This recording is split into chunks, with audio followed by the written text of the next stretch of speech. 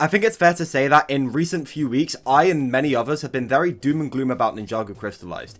However, despite my take that I think Crystalized ruined a lot of what made the show great, despite thinking that Crystalized was just bad all around, I don't think this is the heat death of the IP. This video is going to go over a few strategic changes they can make to the Ninjago story that I think would at least make Crystalized be viewed better in retrospect, and set us up for at the very least a half-decent 2023 installment. This is a discussion I want to have because just saying that things are bad and not saying how I think they can be fixed is lame and doesn't really leave room for discussion and improvement on the creator's ends. Also, I don't like being completely doom and gloom. I do think Ninjago has largely been ruined by Crystalized, but I don't think that means it can't be saved. The last and most important thing of all of this, if you like Crystalized, go No, I'm kidding. If you like Crystalized, that's completely okay. Don't let what any of what I say in my reviews, in these videos, or what anyone else say detract from the fact that you enjoyed Crystalized. While I didn't and many others didn't enjoy it, if you enjoyed it, that is awesome, that is personal to you, and you should stick with that. I remember the community also being very divided when Season 11 came out, and as someone who liked that season at the time, it was very alienating just not being able to go into Ninjago Discords without tons of people telling me I shouldn't like the season. So just know, don't feel bad for liking Crystalized while watching mine or others' videos. That's completely valid that you like the season. And as for people who don't be really unnecessarily mean to people who like the season. You'll attract more bees with honey than you will vinegar. Okay, with this intro stuff out of the way, let's get into what I think can be changed about Ninjago's story. Okay, so I think it's fair to try and get the most obvious thing out of the way first and foremost. They completely ruin Harumi in this season. You should have destroyed him when you had the chance, but I see now that you still have feelings for him. No! This is not how this was supposed to go! And what I think they can do to change that is first and foremost, in the episode 30 of the season, Roots, there's a scene where Harumi's walking through the monastery and the police commissioner's behind her. I don't know if this was an intentional character placement or not, but I think they should lean in on this and have her be in prison in the 2023 installment. Again, a lot of people have been pointing out the commissioner being in the same shot as Harumi and using that to say, well look, she's going to prison, so she's not really completely redeemed.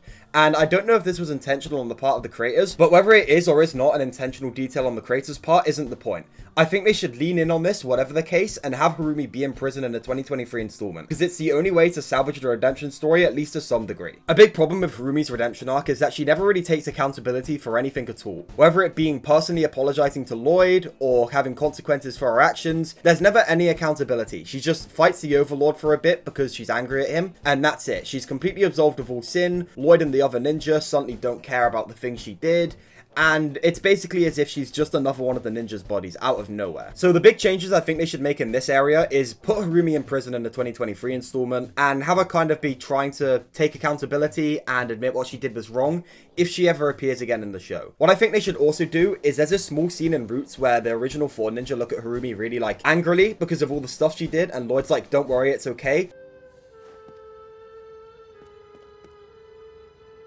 It's okay. She's with us. I think this is a potentially interesting character dynamic between Lloyd and the original 4 ninja, and I think going forward they should stick with it and see what kind of mileage they can get out of it. Although when it comes to Harumi, I have a few bases which are just like, please don't.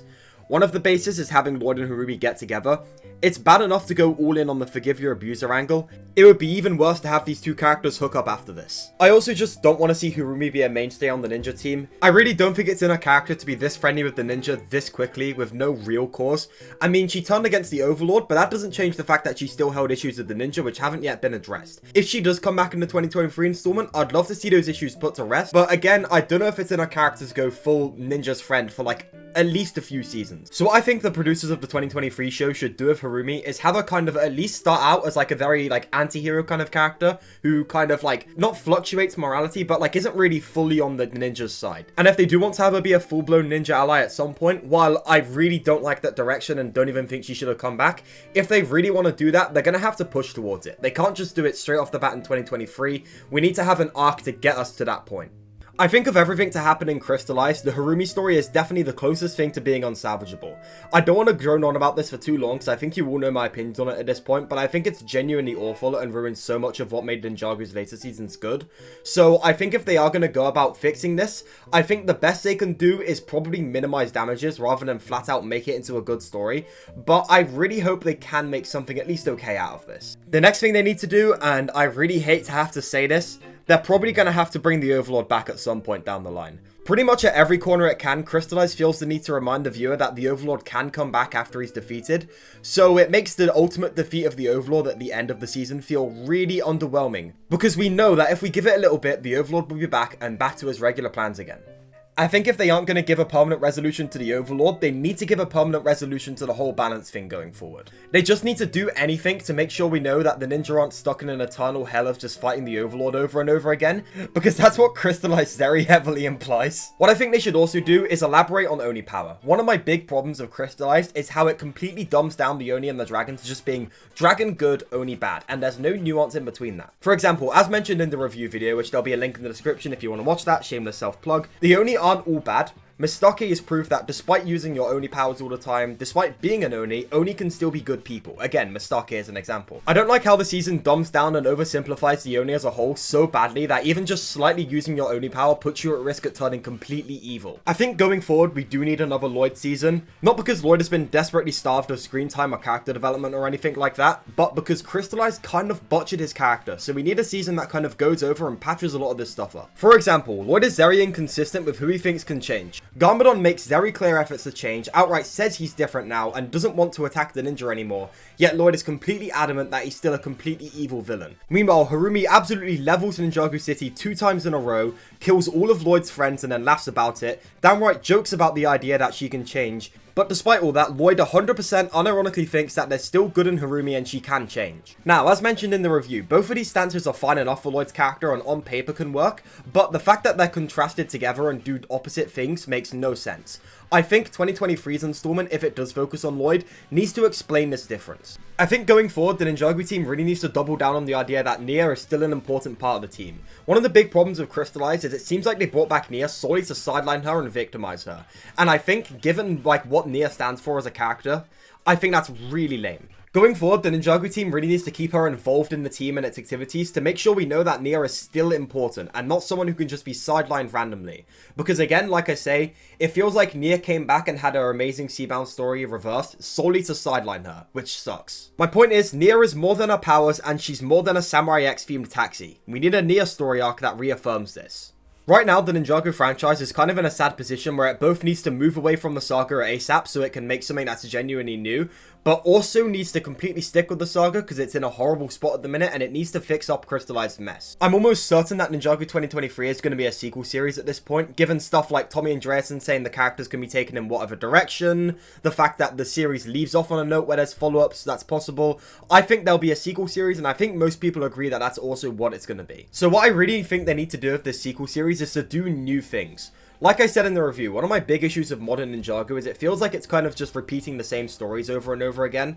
So I feel like the 2023 installment really needs to make sure it's doing something completely new with these characters, also while now having to fix Crystalised mess. Sadly, we're in a position where as much as so many people don't like it, Crystalised is 100% canon and is always going to be. I don't want to see people start to kind of say, Crystalised is not canon, yada yada yada, because no matter what you say, it will be. The reason why throughout this entire video I've never once suggested to remove Crystalised from the Ninjago canon outright is because removing seasons from the canon would be a horrible idea.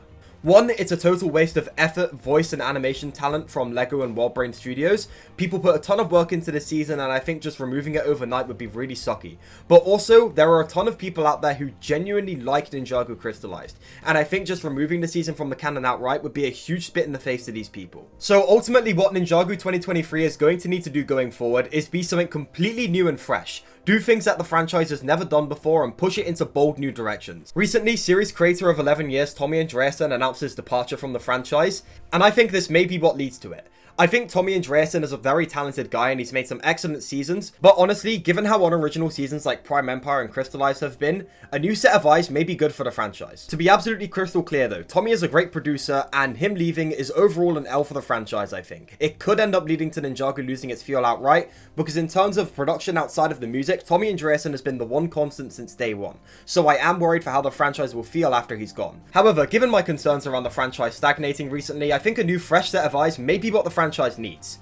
I'm going to quote the Hageman brothers here, who are the original writers of Ninjago, and this is what they said when asked why they left. If Ninjago has any chance to live on, it needs new voices, new stories, and new characters. While I think Tommy leaving the IP could end up damaging it in the long term, because I feel like Tommy might be a very big source of what gives Ninjago the kind of feeling it has, given how he's been the one constant in producing the show this whole time, I think a new fresh set of eyes, like the Hagelin said, might be what the theme needs. In an ideal world, maybe it'll be Tommy and Dreyerson and this new fresh set of eyes like collaborating as a joint thing, but Tommy and Dreyerson wanted to move on, and that's respectable. So, while the Ninjago 2023 show needs to be something bold, new, and innovative for the Ninjago theme, it also needs to be making small, targeted, and calculated changes on how to fix the mess Crystalised made. I think some of the changes and directions I've suggested in this video are decent ways of doing that. Although sadly, some of the stories are in positions where, like say, even if Harumi gets the best follow-up ever, I probably still won't like it because of how badly it was handled and Crystalised, although I think the priority should be minimizing damage. What do you think though? Do you think Ninjago is fine right now, or do you agree that there needs to be some changes? Let me know what you think those are in the comments down below. As always, thank you to my wonderful channel members whose names are on screen now.